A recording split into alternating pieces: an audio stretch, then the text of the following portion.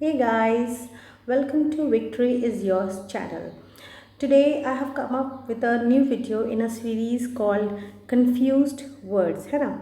तो these words are such words which may be pronounced in a same way and but they have different spellings and they have different meaning of course, है ना?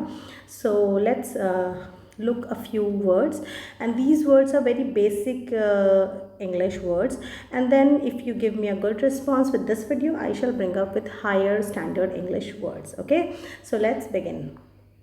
Our first word is principal and principल.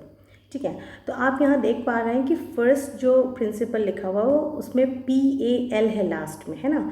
तो ये जो है the first word is the head of the school, है ना? हम सभी जानते हैं लेटर टू द प्रिंसिपल, हम सब ने प्रैक्टिस किया है.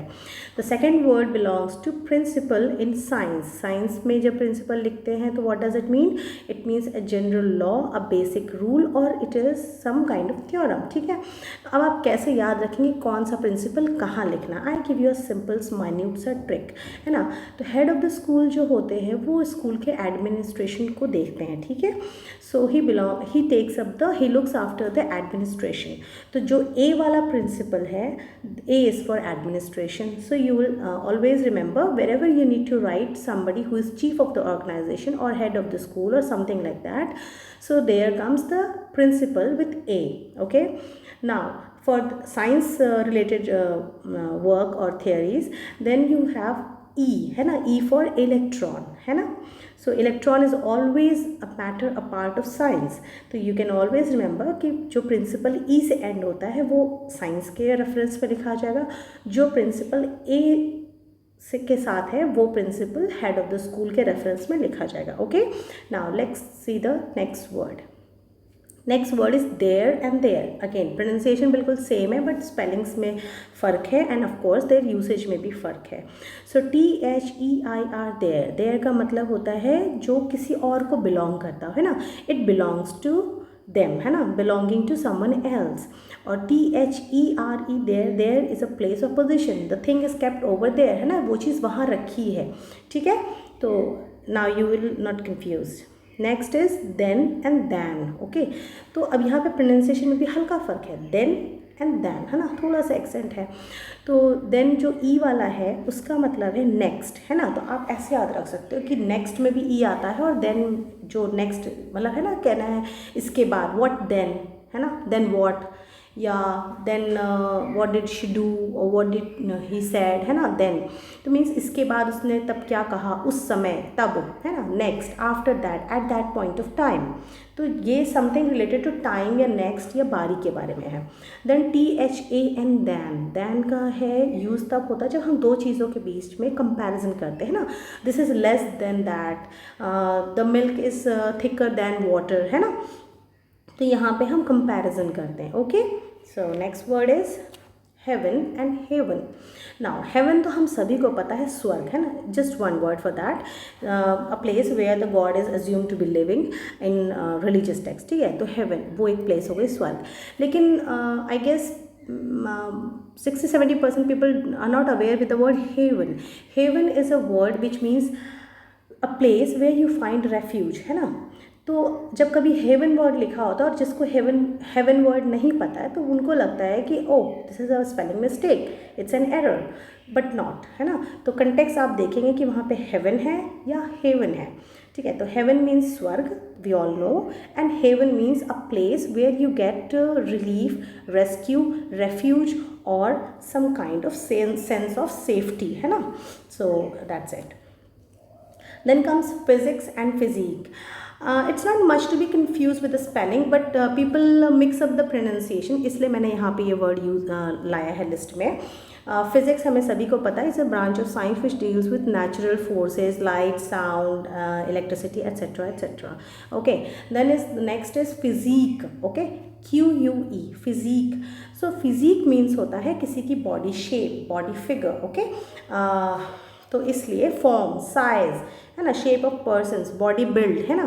तो व्हेन यू से कि मेरी फिजिक ऐसी है, डोंट से मेरी फिजिक्स ऐसी है, मेरी फिजिक्स ही ऐसी. It's not physics, it's physique. Okay, तो प्रोनाउंसिएशन का एरर यहाँ पे होता है, इसलिए मैंने ये वर्ड कंफ्यूज वर्ड्स की लिस्ट में लिया है. Next word is hectic and hat-trick. Also, people are almost familiar with the word, both the words hectic and hat-trick, but they mispronounce in the conversation with the speed or the lingo. Okay, so hectic we all know as a busy schedule, like you have to do this, you have to do that, you have to run to the school or the college, and you also have to then see some drama, then you have to go for some shopping, then you have to do some tuitions or coaching in the evening. So you have a lot of things to do one by one, and you don't have any time.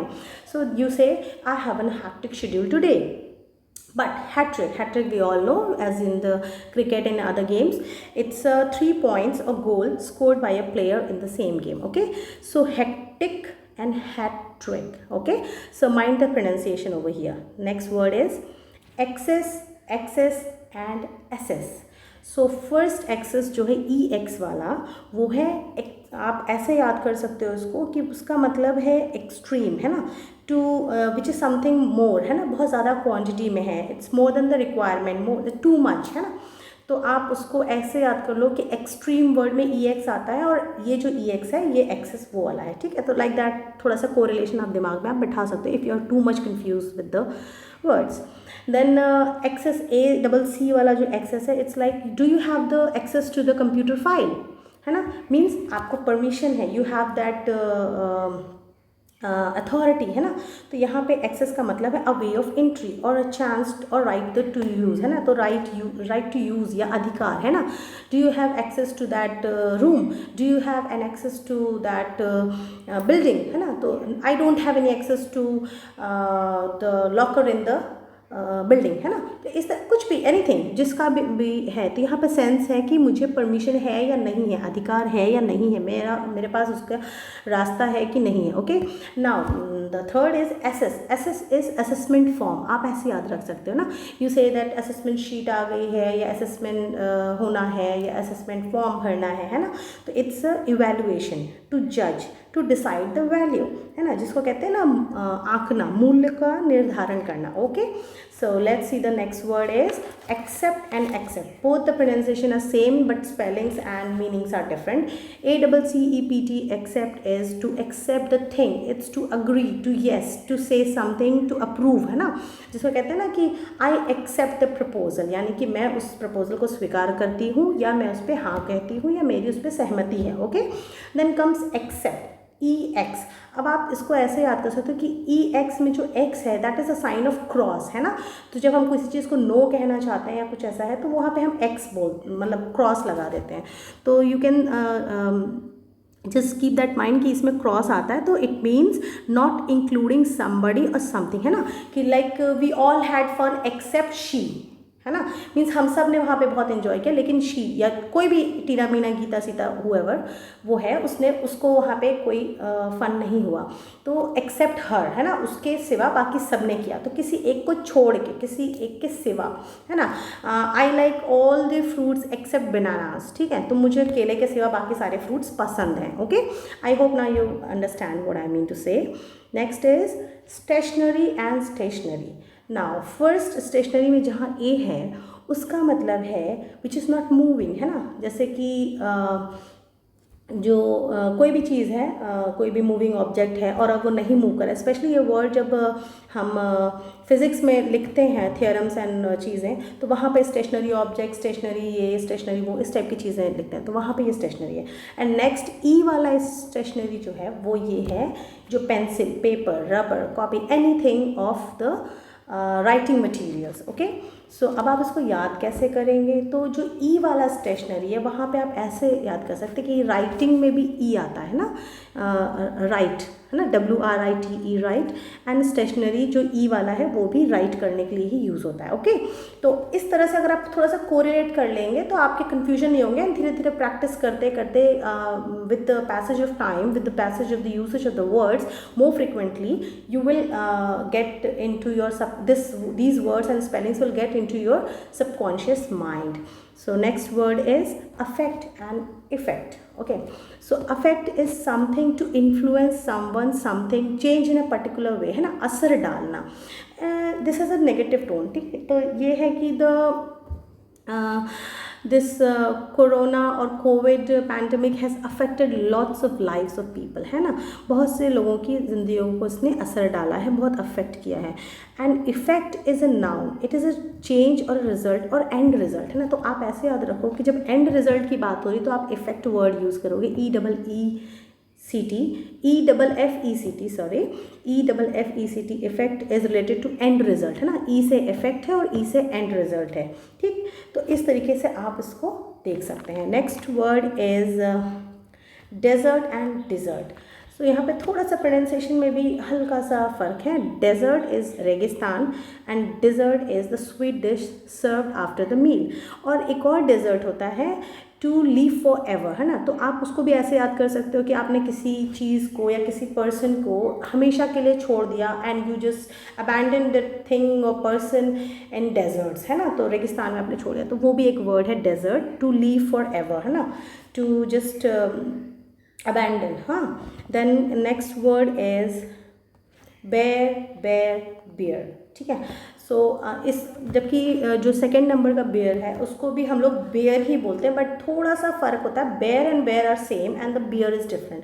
So first bare, BARE, bare means not covered, without any covering, है ना, खुला हुआ. अगर मैं थोड़े different words में कहूँ तो है ना, या शुद्ध हिंदी में कहूँ तो नग्न. Okay, then bear is animal, of course we know, भालू, है ना. And BEER, beer is the alcoholic drink. Okay, so next word is weather.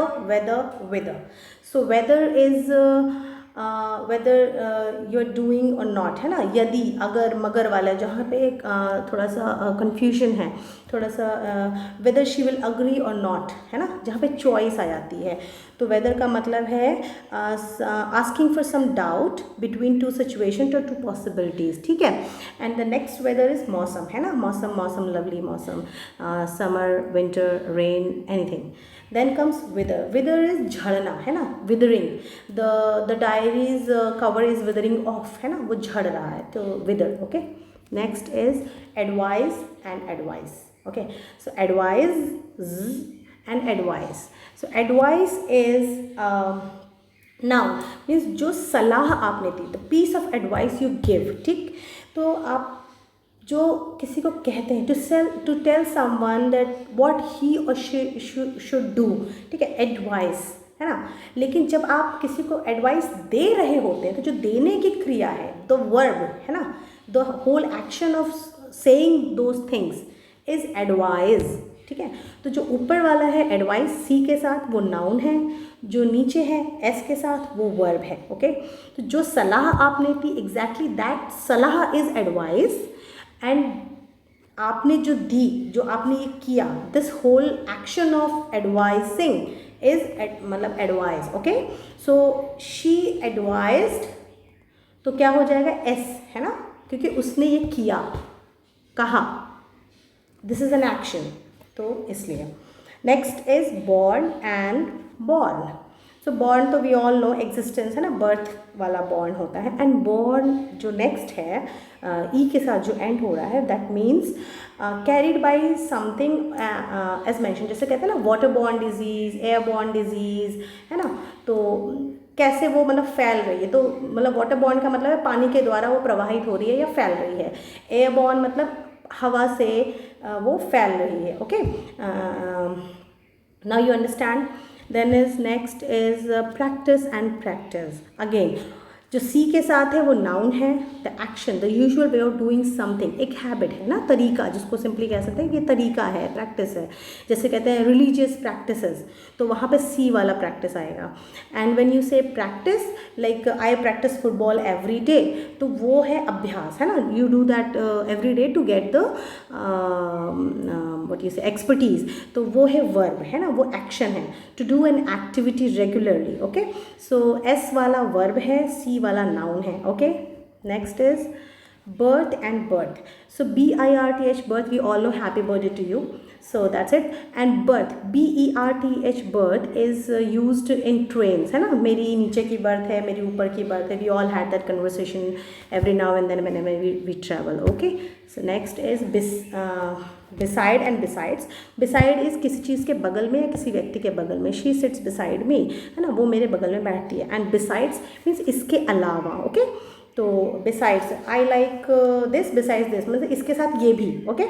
So that's it for today. And okay, yeah, one more word is there, enquiry and inquiry.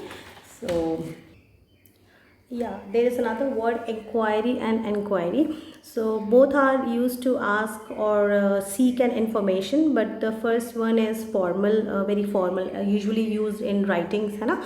And the second is the informal way of saying. And also inquiry with I is used more often in US English. Okay, so that's it for today. And please subscribe, and thank you so much for your support for the previous videos. And please subscribe, and I shall bring more informative and useful videos for your information for your exam preparations. And be victorious, and please subscribe. Thank you so much. Bye bye.